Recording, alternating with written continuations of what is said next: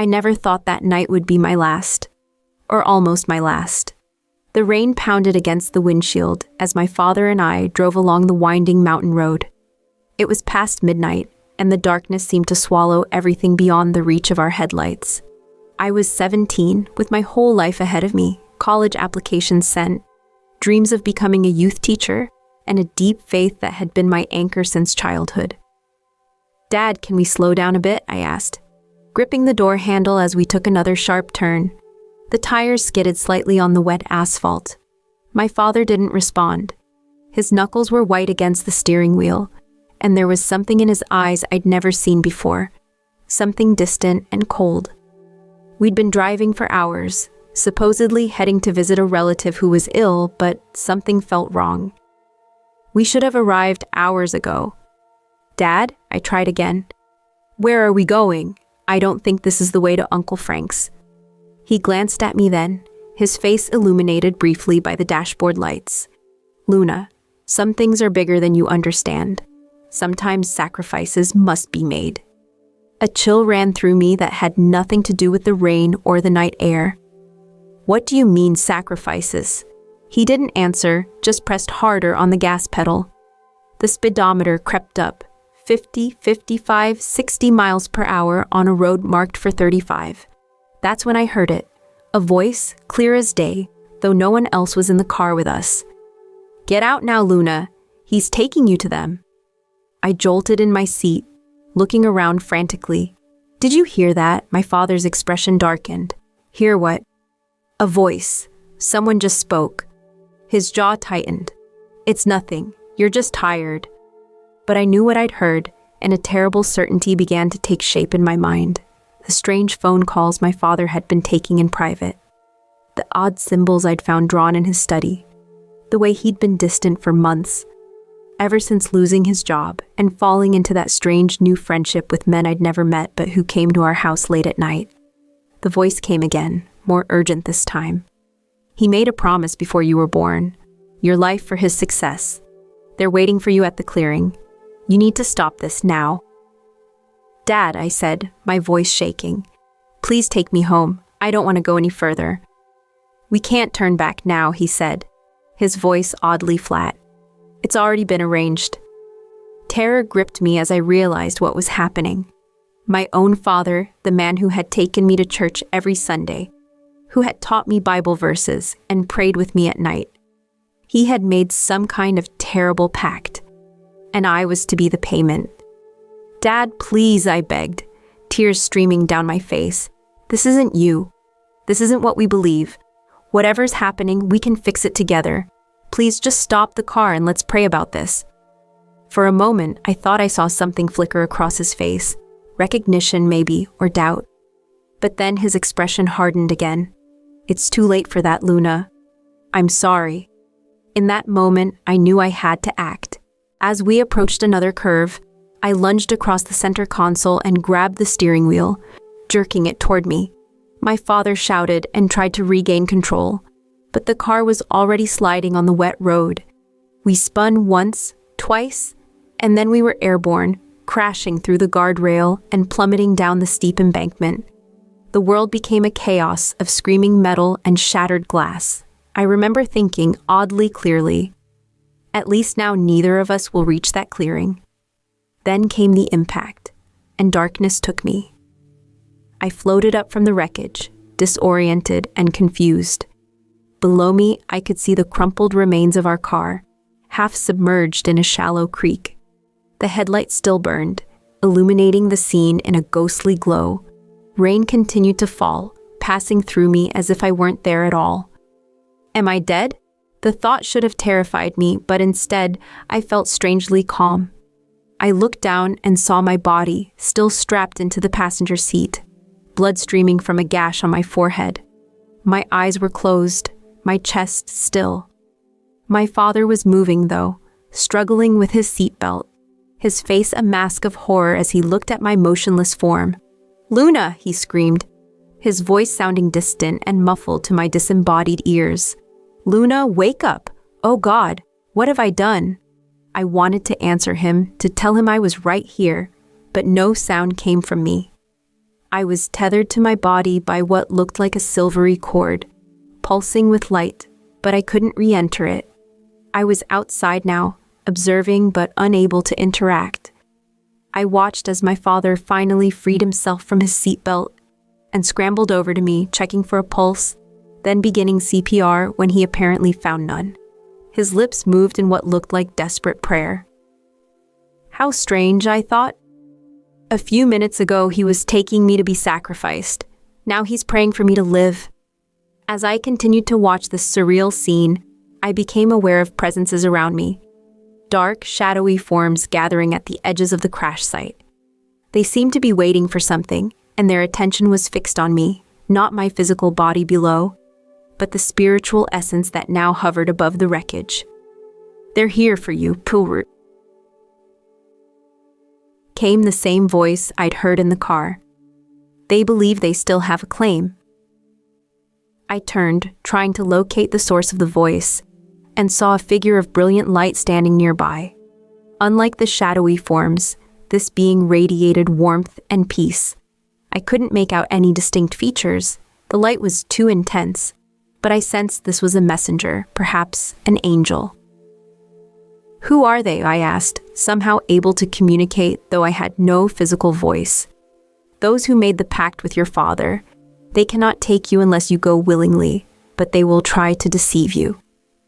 Below, my father continued his desperate attempts at resuscitation. I could see tears streaming down his face, mingling with the rain and blood. In that moment, I felt a surge of love and forgiveness toward him. Whatever terrible mistake he had made, he was my father, and I could see his regret was genuine. What happens now? I asked the being of light. That depends on you, Luna. Your body is badly injured, but not beyond repair. You can return to it, though the path back will not be easy. Or you can continue onward. Onward to where? To judgment, to truth, to seeing things as they truly are. I looked down once more at my broken body and my weeping father. Despite everything, I wasn't ready to leave him, or my mother, or my friends, or all the plans I'd made for my future. But I also sensed that if I chose to return, I would be returning to danger. The shadowy entities hadn't dispersed. They were watching, waiting. If I go back, will they still come for me? I asked. The pact your father made has power, but it is not stronger than your own free will or the protection that comes from above. You must choose. In that moment, I heard sirens in the distance. Someone had seen our car go over the edge and called for help. My father looked up, relief breaking across his face. I made my decision. I want to go back, but first, I need to understand what happened. Why did my father do this? What am I returning to? The being of light seemed to nod. Then come. There are things you need to see before you return. I felt myself being drawn upward, away from the crash site, the silvery cord stretching but not breaking. The shadowy figures reached out as if to grab me, but they couldn't approach the light that now surrounded me. As we ascended, the world below grew smaller until it disappeared entirely, and I found myself traveling through what seemed like a tunnel of pure light. The tunnel stretched before me, a swirling vortex of light that pulled me forward with gentle but irresistible force. I had no body as I understood it, no limbs, no weight, yet I had consciousness, identity, memory. I was still Luna Robin, and I was moving toward something. Time seemed meaningless here. Had I been traveling for seconds, hours, years? I couldn't tell. The light surrounding me wasn't just illumination. It felt alive, intelligent, filled with presence. It communicated without words, conveying a sense of peace that transcended anything I'd ever experienced on Earth. Where are we going? I asked my guide, the being of light who had appeared at the crash site. To the threshold, came the answer. Between what was and what is, between the physical and the eternal. You wish to understand before returning, and understanding comes from seeing truth. As we continued through the tunnel, I became aware of sounds, distant at first, then growing clearer. Voices singing in perfect harmony. A melody so beautiful it would have brought tears to my eyes if I'd had eyes to cry with. The music seemed to be woven into the very fabric of the light surrounding us. "Is this heaven?" I asked, awed by the beauty of it all. "This is but the path," my guide replied. "Heaven, as you conceive of it, is beyond human understanding while you remain tethered to your earthly form. What you experience now is a glimpse, permitted only because you stand at the threshold between life and death." As my guide spoke, the tunnel began to widen, and I could sense we were approaching its end. The light grew even more intense, yet it didn't hurt to perceive it. Instead, it filled me with a joy so profound I thought I might dissolve into it completely. Then suddenly, we emerged into a vast, limitless space. If the tunnel had been bright, this place was radiance beyond imagining. It wasn't empty, though. I could perceive structures, landscapes, and presences, all composed of the same living light, but in different intensities and hues. "This is the threshold," my guide explained. "Here, we can see both the world you left behind and the realm that lies beyond."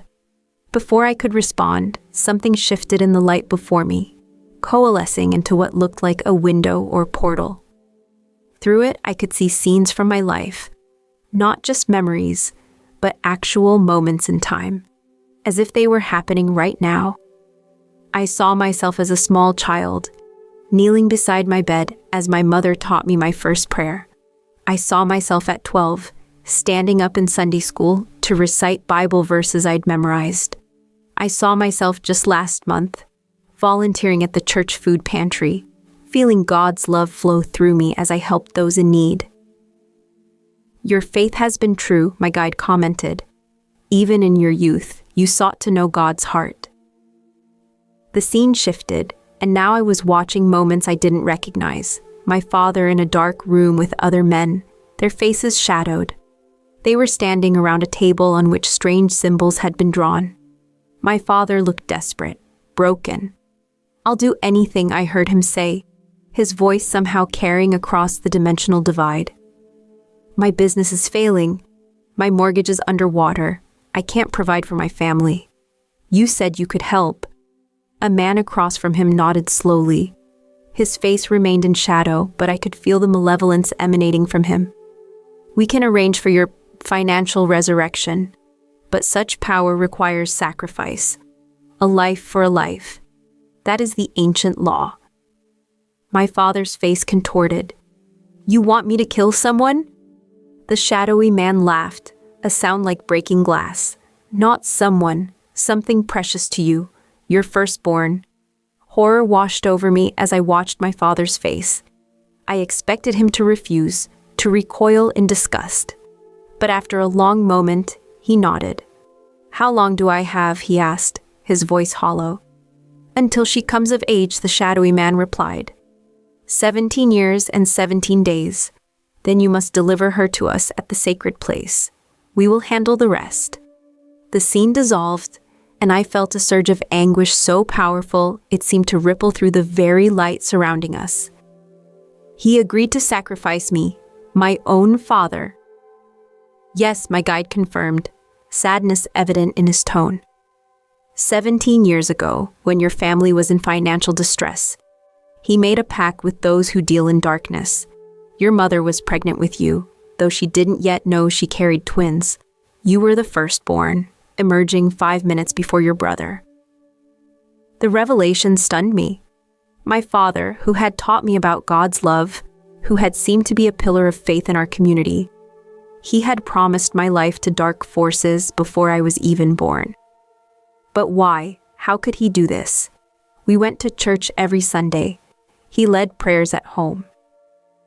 "The human heart is complex," my guide replied.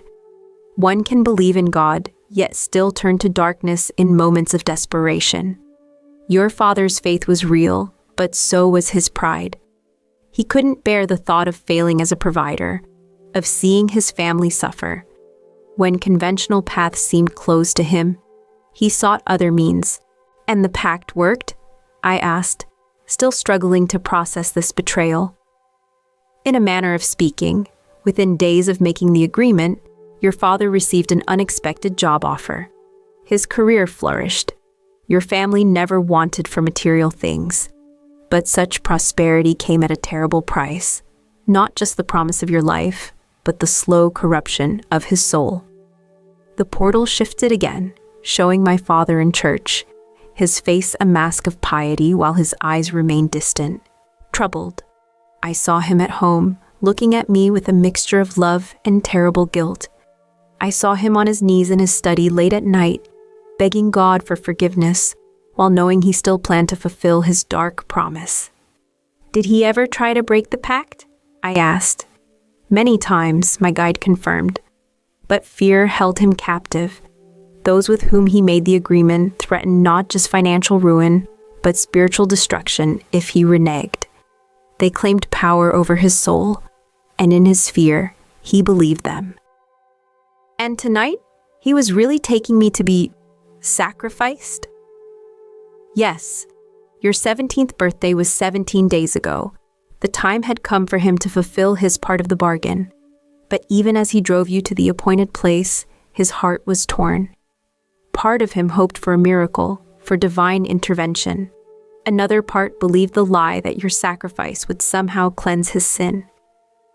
I tried to comprehend the enormity of it all, the years of deception, the terrible choice my father had made, the darkness that had slowly consumed him even as he maintained the appearance of faith. What about the voice I heard in the car? Was that you? No. My guide replied. That was the Holy Spirit speaking directly to your heart. God never abandoned you, Luna. Even in your father's darkest conspiracy, the light of divine love was working to protect you. The portal changed again, showing the moments just before the crash from a different perspective. I could see now what I couldn't see then, a spiritual battle taking place around our car. Dark entities clung to my father, whispering in his ear, strengthening his resolve. But other beings of light, angels, I realized, surrounded me, and it was through them that the warning voice had come. The accident, I said slowly, understanding dawning. It wasn't just me trying to stop him. It was divine intervention, my guide confirmed. Your action in grabbing the wheel was prompted by the Holy Spirit, but what followed was protected by God's hand. The crash was severe enough to prevent your father from completing his terrible mission, but not so severe as to take your life permanently. I felt overwhelmed by the weight of these revelations. My entire childhood, my relationship with my father, everything was cast in a new and terrible light. Yet strangely, alongside the hurt and betrayal, I felt compassion growing within me. I could see the full tapestry of my father's choices, the fear and desperation that had driven him, and the genuine remorse he felt even as he struggled against the darkness he had invited into his life. Show me more, I requested. I need to understand everything if I'm to go back. The portal shifted once more, and I saw images that chilled me to my core, the clearing where my father had been taking me. A circle of figures waited there, faces hidden beneath hoods, candles burning with unnatural flames that cast more shadows than light. In the center of their circle was a stone altar, ancient and stained with what could only be blood. These are the ones who made the pact with your father, my guide explained. They call themselves seekers of ancient wisdom, but they serve only darkness. They have existed in various forms throughout human history, promising power and prosperity to those willing to pay their price. Are they demons? I asked, struggling to find words for what I was seeing. Not exactly. They are humans who have given themselves over to demonic influence. They channel powers they do not truly understand and cannot control. They believe they are masters, but they are servants of a darker master still. As I watched, the hooded figures became aware that something had gone wrong. Their ritual interrupted, their sacrifice missing, they fell into disarray. Some raged, others cowered in fear of unseen consequences. And then from their midst, a presence arose, a darkness deeper than the night around them, a void that seemed to consume light itself. "What is that?" I asked, recoiling even across the dimensional divide. "That is the power behind their works," my guide said gravely, "the entity to whom they have pledged themselves, and to whom they promised your life. It goes by many names throughout human history, but all are masks for the same darkness that opposes God's light." The dark presence seemed to look directly at the portal through which we watched, as if it could sense us observing. I felt a chill that transcended my non-physical state. "Can it see us?" I asked. "It senses the disturbance in its plans," my guide replied. "And it knows that you stand at the threshold, neither fully in the physical world nor fully beyond it.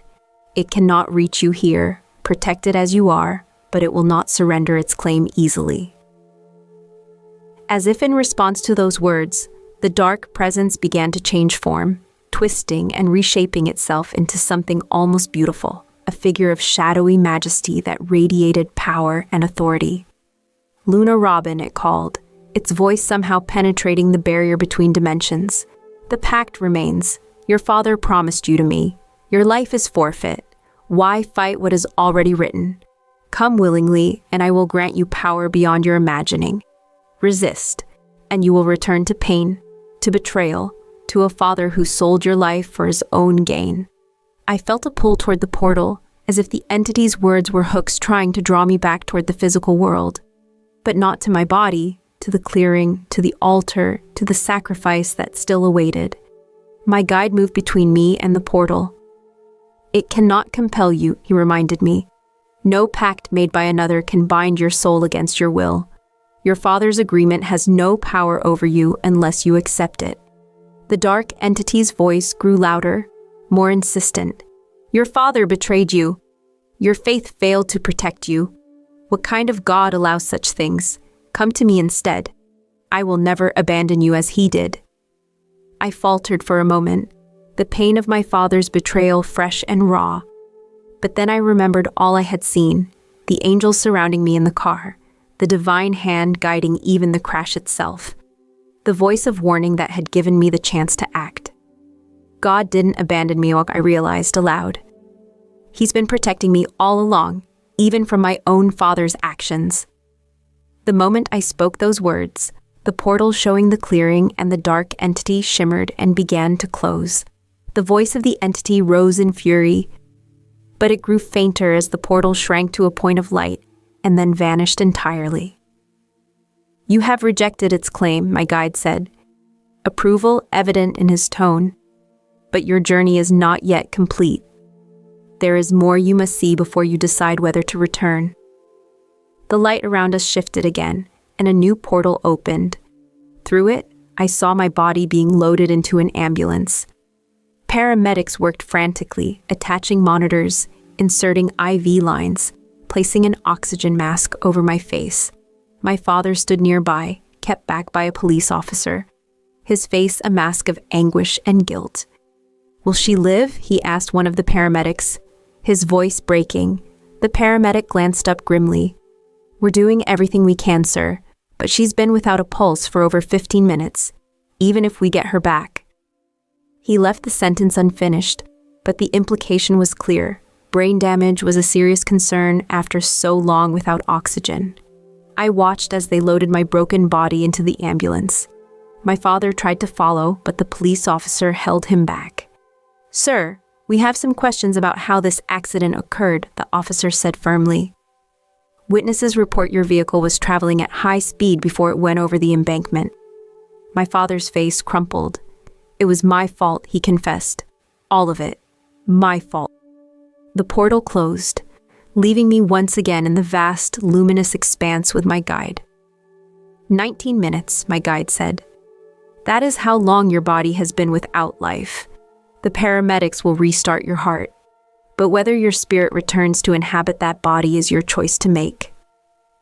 19 minutes, I repeated, understanding the significance. That's a long time to be clinically dead. In human terms, yes. In eternal terms, barely the blink of an eye. But it is long enough that your return will be noticed, not just by medical personnel, but by those who still seek to claim you. The cult members, they'll know I came back. They will sense it, yes. And they will not relinquish their plans easily. If you choose to return, you will face dangers both physical and spiritual. I considered this soberly. But if I don't return, if I go on from here, what happens then? A new portal opened before us, but what lay beyond it was too bright for me to perceive clearly. I could make out shapes, figures, a landscape of indescribable beauty, and I felt a longing so intense it overwhelmed me. That is not for you to see fully yet, my guide said gently, but it awaits you, whether now or at the appointed time of your natural death. And my father? What happens to him if I don't go back? The guide was silent for a moment. His path would be difficult. The guilt of what he has done, what he almost did, would consume him. Without the opportunity for redemption that your return would provide, his soul would remain in terrible danger. I thought about my father, the man who had read Bible stories to me as a child, who had taught me to pray, who had shown me what faith looked like in action. I thought about the desperate man he had become, making a terrible bargain out of fear and pride. And I thought about the broken man I had just seen, confessing his fault to the police officer, destroyed by the consequences of his actions. He needs a chance to make amends, I said finally. And I need to forgive him, not just for his sake, but for mine. Then you have made your decision, my guide asked. Not quite yet. There's still something I don't understand. Why show me all this? Why let me see the truth about my father, about the pact, about what was supposed to happen tonight? Because knowledge is protection, my guide replied. If you return without understanding what you face, you will be vulnerable to the same darkness that ensnared your father. But armed with truth, you can break the cycle. You can bring light where there has been shadow. I considered this, feeling the weight of responsibility settling upon me. This wasn't just about my life anymore. It was about something larger, a battle between forces I was only beginning to comprehend.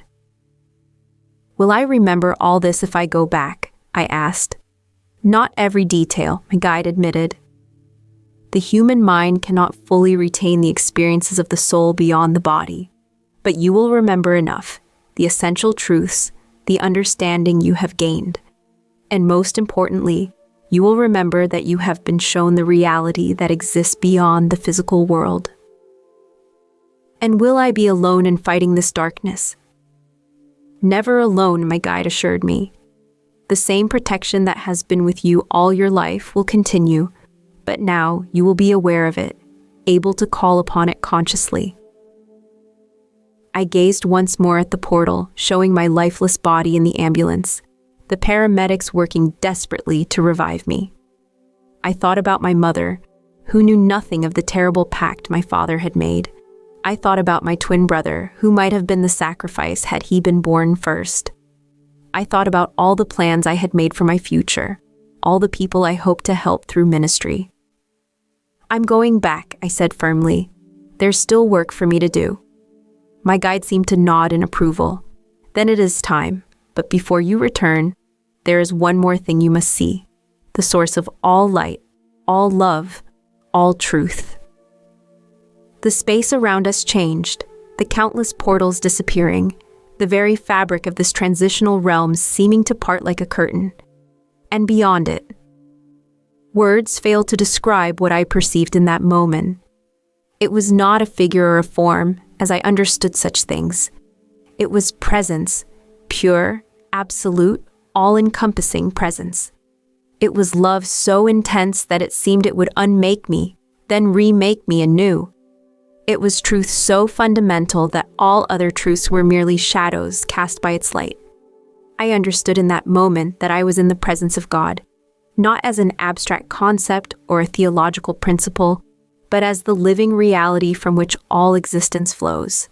and I understood that this presence had been with me all along, from my first breath, through every moment of my life, even in the car as my father drove me toward what should have been my death. No words were exchanged, none were needed.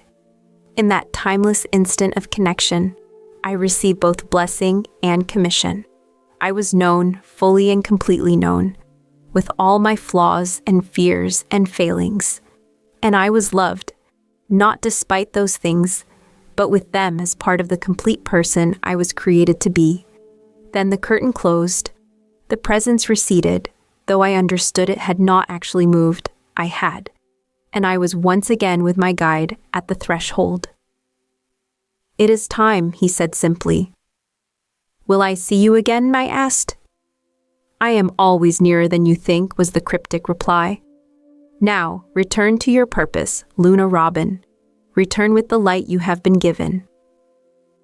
The transition realm began to fade around me. The tunnel of light appeared once more, but now I was traveling through it in reverse, moving back toward the physical world.